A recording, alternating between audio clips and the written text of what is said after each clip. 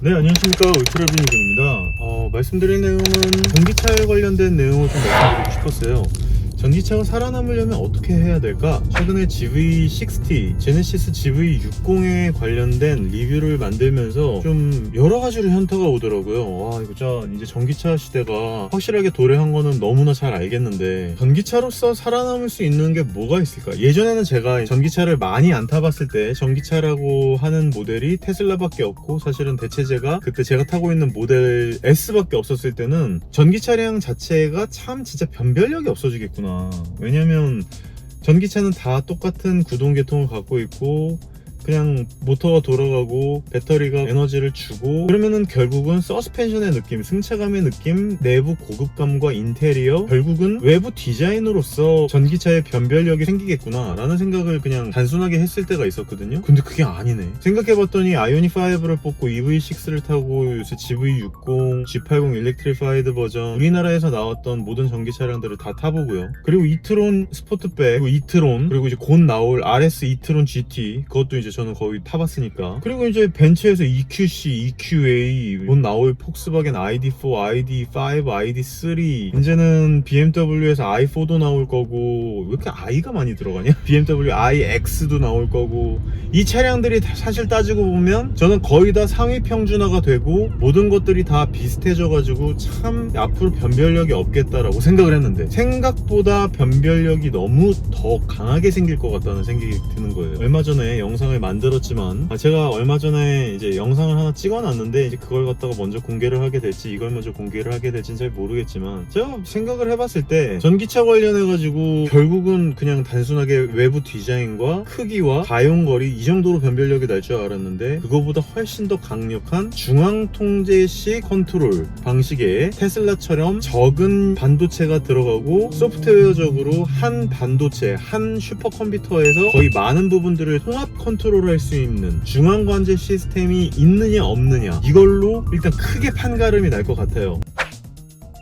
왜냐면 제가 예전에는 이렇게 생각을 했었어요. 테슬라가 워낙 버그가 많고 업데이트를 하고 OTA를 할 때마다 하도 문제점이 많이 생기니까 이건 오히려 중앙 통제식, 중앙 컨트롤 방식, 중앙 관제 센터로 하는 것보다는 결국은 각자 따로따로 ECU가 있고 각자 관장하는 부품 자체가 뇌가 다 따로따로 있는 게 더 나은 거 아니야? 라고 생각을 했는데 아니 그게 아닌 거예요. 지금 각 컨트롤할 수 있는 뇌가 다 따로따로 있으니까 지금 같은 상황에 그러니까 원가가 발생하는 거 둘째치고 반도체가 부족한 이런 현상이 생길 거라고 누가 생각을 했겠습니까? 근데 반도체가 이렇게 없는 상황에서는 테슬라처럼 중앙 컨트롤 방식밖에 지금 살아남을 수가 없는 구조인 거예요. 그리고 OTA를 했을 때 중앙 컨트롤을 해야지 OTA 하나로서 뇌만 컨트롤을 하면 많은 부분들이 다 바뀌어 버리는 이런 부분들까지도 생각을 할 수 있게 되는 거죠. 물론 테슬라가 못하는 부분들이 많죠. 루시드 그룹에서 만든 이번에 새로 나온 루시드 에어도 못하는 부분들이 이런 부분들일 거예요. 근데 루시드 에어는 제가 아직 경험해 보지 못했기 때문에 정확하게 말씀을 드릴 수 없는 내용이니까 제가 테슬라로만 말씀을 드릴게요. 테슬라는 하드웨어적 세팅을 잘 못하고 전체적인 부품의 마감, 완성도, 이 차량을 만드는 데 있는 감성적인 영역들을 잘 건들지 못하는 부분들이 굉장히 약점이라고 저는 여겼었는데 오히려 그런 부분들은 사람들은 별로 신경을 안 쓰게 되는 상황까지 오게 되는 거죠. 그러니까 저는 예전으로 따졌을 때 기름 넣고 오일 필터 갈고 엔진 오일 갈고 감성적인 영역들이 자꾸 건드려지게 되는 거예요. 실내에 아날로그 시계가 있는가, 무적 감지 센서가 있는가. 물론 그런 부분도 나쁘다고 하는 게 아니고 중요하지 않다라고 하는 게 아니지만 그런 것들도 굉장히 중요한데 사실 결국 가격으로 따졌을 때는 비싼 차량들보다 가격이 그래도 어느 정도 합리적인 가격들의 차량들이 훨씬 더 많이 팔리게 되는 그런 시대가 올 거고 지금도 마찬가지고요. 가성비 위주의 좋은 차량들을 판매를 결국 하려면 이런 중앙 컨트롤 방식의 차량 같은 것들이 싸게 나왔을 때 심지어 가장 큰 경쟁력을 가지게 될 거라는 사실인 거예요. 제가 봤을 때는 많은 똑똑한 사람들이 기관 투자자들, 개인 투자자들 중에서도 이런 부분을 꿰뚫어본 사람들이 테슬라의 주식을 많이 구입을 하면서 테슬라가 지금 천정부지로 주식을 계속 전고가를 갱신해 나가고 있는 상황인데 저는 이런 똑같은 방식의 루시드 모터스가 이렇게 될 것 같다는 생각이 들고요. 그러면 오히려 그때도 말씀드렸듯이 634 중앙 컨트롤 방식으로 가지 않고 결국은 기존 내연기관을 만들던 방식에서 크게 다르지 않은 전기 차량을 만들던 회사들은 점점 도태되어 갈 수밖에 없겠구나. 이건 단순하게 실내 앰비언트 라이트로 예쁘게 꾸며진 거, 디자인이 예쁜 거, 푹신한 편안함, 물론 이것도 굉장히 중요하지만 결국은 결국은 내가 최소한으로 센터를 가지 않을 수 있는 시간을 벌고 가만히 앉아서 OTA로 업데이트를 하고, 물론 근데 지금처럼 테슬라처럼 이렇게 버그 양산이 자주 되고 불안정한 시스템을 갖고 가면 안 돼요. 이거는 이것들까지도 넘어선 상태에서의 시장을 저는 말씀드리는 거예요. 그래서 테슬라는 어쨌든 OTA로 ADAS, 오토파일럿의 기능도 점점 업그레이드를 할 거고, 지금 있는 현대 기아 그룹이나 제네시스, 뭐 독삼사 이런 브랜드들도 결국은 이쪽이 더 중요하다라고 생각을 해가지고 이쪽으로 더 많이 기술력을 업그레이드를 할 텐데, 이게 단순하게 1, 2년 벼락치기로 빡세게 딱 해가지고 확 끌어올릴 수 있는 이런 기술력들이 아니란 말이에요. 딥러닝이라든지 데이터라든지 결국 시간적 싸움에서 우위를 차지하고 있고 선점을 해놓은 그룹이 결국은 모든 것들을 다 이겨버릴 수밖에 없는 위너택시덜 시장이 열려버릴 것 같다는 생각이 드는 거고, 저는 오히려 내연기관 시장이 그래도 조금 힘을 내서 다 같이 이렇게 으쌰으쌰해서 갈 것 같다는 생각이 들었는데,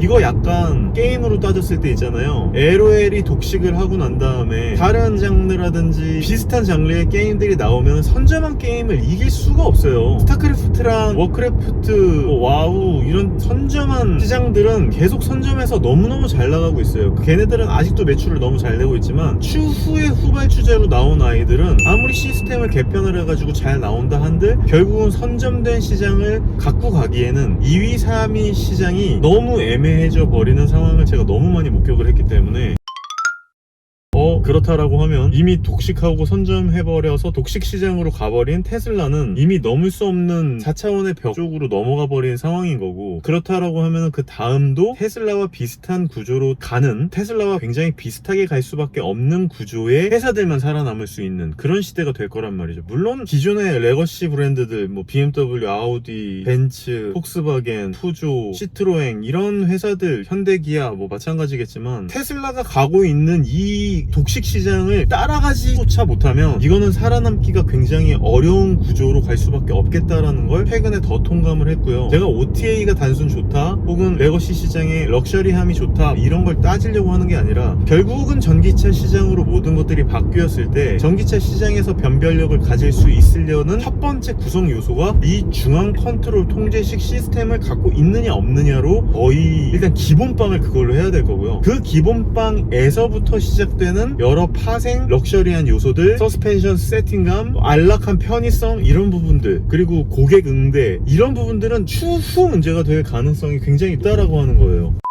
이거 시장이 너무 많이 바뀌어버리겠는데? 저는 생각보다 지금 테슬라가 승차감이 굉장히 안 좋고 많은 부분들이 불안하고 불안정적이고 업데이트를 통해서 OTA를 통해서 계속 버그가 양산되는 부분들이 결국 저는 안정화된 차량을 갖기 위한 사람으로서만 봤을 때는 이런 부분이 굉장히 테슬라에 있어서 불안 요소라고 생각을 했지만, 다른 사람들은 이게 불안 요소라기보다는 이게 더 편한 쪽으로 가고 오히려 OTA를 하기 위해서 센터를 방문하고 뭔가 하나하나 만들기 위해서 부품이 다 따로따로 들어가고, 그리고 반도체가 부족해가지고 시장에 나오지 않는 이런 부분들은 사실 초고가격 시장에서는 통용되는 시장일 수도 있겠지만, 오히려 지금 뭐 투싼이나 소나타나 아반떼나 이런 쪽에서는 오히려 중앙통제식 시스템이 베이스로 깔려 있어야지 그 이후에 가격 경쟁력이든 성능 경쟁력이든 상품성 경쟁력이든이 되겠구나. 이제는 뇌가 기본 선빵 구조가 되어 있지 않으면은 나머지 팔다리가 아무리 잘 움직이고 그런다 하더라도 일단 뇌가 기본빵을 해주지 못하면 이거는 애초에 살아남지 못하는 구조가 되겠구나. 그런 전기차 시장 구조로 발전할 수밖에 없겠구나라고 요즘 들어서 더더욱 크게 통감을 하고 있기 때문에, 거기다가 GV60도 제네시스 브랜드도 이제 전기차 시장으로 점점 더 발전을 하고 전기차로 완전히 노선을 바꾼 이 마당에 더 중요한 건 소프트웨어, 더 중요한 건 중앙 컨트롤 방식 시스템, 더 중요한 건 적은 ECU를 써서 더 많은 것들을 컨트롤할 수 있게 하는 소프트웨어적 능력, OTA 기술들, 이런 부분들이 서스펜션적인 승차감, 편의성 이런 부분들도 중요하지만 중앙 컨트롤 방식의 시장은 선결 구조가 돼야 되는 거구나. 이 부분을 정말 여러분들한테 말씀드리고 싶었어요.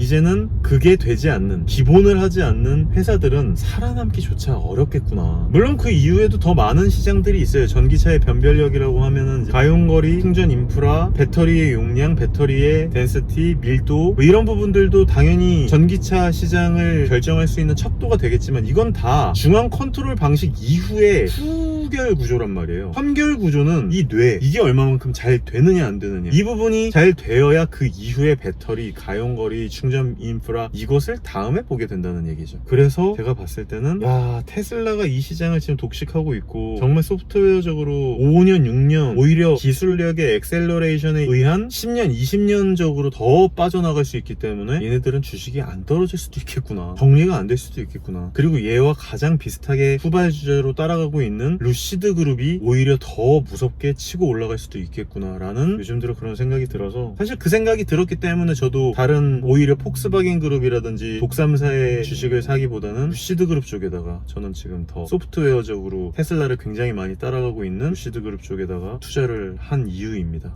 제목을 짓기가 되게 어려울 것 같네요. 이 영상은 루시드 그룹의 주식을 산 이유도 될 거고, 전기차 시장 미래 변별력에 대한 부분에 대해서도 제목으로 말씀을 드려야 될 거고, 그리고 테슬라가 현재까지 왜 이렇게 엄청난 멀티플을 받고 미래 가치를 인정받아서 이렇게 주식 시장에서 성장을 하고 있는지에 대한 여러 가지 부분들에 이제 퍼즐이 하나하나씩 끼워 맞춰지면서 굉장히 재밌더라고요. 관망하는 입장과 전기차를 엄청나게 사랑하고 매니악하게 좋아하는 저 같은 성격, 얼리 어댑터의 느낌을 갖고 앞으로 시장이 어떻게 변모를 할까, 어떤 기술력으로 나를 즐겁게 해줄까를 관망하는 입장에선 진짜 되게 재밌는 시장이 될 것 같아요. 반대로 독삼사나 기존 레거시 전기 차량을 만들던 브랜드들에게 있어서는 너무나 힘든 싸움이 되겠구나, 그리고 정말 머리가 터지겠구나, 빠개지겠구나 라는 생각이 들면서 이 정도로 공유를 하면서 앞으로 즐겁게 재미있게 만들어지는 전기차 시대에 대해서 계속 공유를 드릴 수 있도록 하겠습니다. 혹시나 이 영상이 즐거우셨거나 도움이 되셨다면 좋아요와 구독 버튼, 알람 설정까지 부탁드리고 다음번에 또 재미있는 영상으로 돌아올 수 있도록 하겠습니다.